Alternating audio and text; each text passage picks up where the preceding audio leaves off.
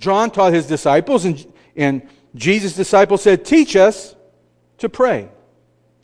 And Jesus goes on and he teaches them. Now, we can read a similar teaching over in Matthew chapter 6. But he goes on and he gives them what we call the Lord's Prayer. Okay? Now, I grew up in a church that prayer was a punishment. You all know what I'm talking about. They made prayer a punishment. Yeah, every Saturday night, I had to go to church, right?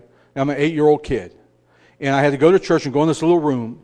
And there was a guy on the other end. There was like a screen there that you couldn't see him, but you knew who he was because he was the main guy.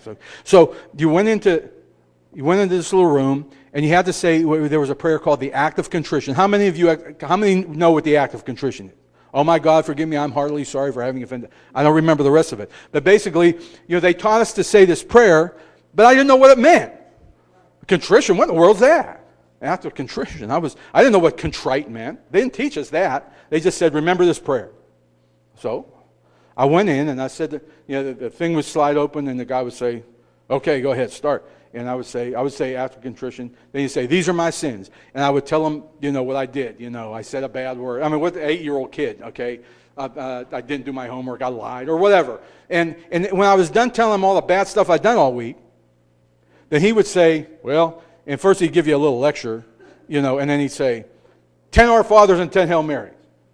Get out there and go say 10 Our Fathers. It was a punishment. So he had to go out, put the kneeler down, kneel down and say, Our Father, who art in heaven, hallowed be. I was good. I could whip off 10 Our Fathers in about 3.5 minutes. I got good at it. I did. Didn't know what I was saying. I didn't know what it meant. Because it was a punishment. It was just like a ritual you had to go through, a site of prayer. Amen. And it just and so we go through that, and I got to thinking, what good is this? Now later on I understood their theology, which is a mess anyhow. But that's what they taught us. That's what we had to do. But that's not what it's all about. When Jesus taught this prayer over in Matthew, he began by saying in the Sermon on the Mount, and Jesus gave the same message a few different times, so this was given in a different place, but it's the same thing. He said, listen, don't pray as the heathens pray, with vain repetition. If I say this 150 times, it's going to work. Oh, Jesus. I'd say Jesus like 200 times, and something's going to happen. So don't do that. When you pray, you're speaking to God. He doesn't want to hear you repeat the same thing over and over and over. That would drive you crazy. So he teaches them how to pray. And he gives them this prayer, and some of you may have heard teaching on this many times. It's a model prayer.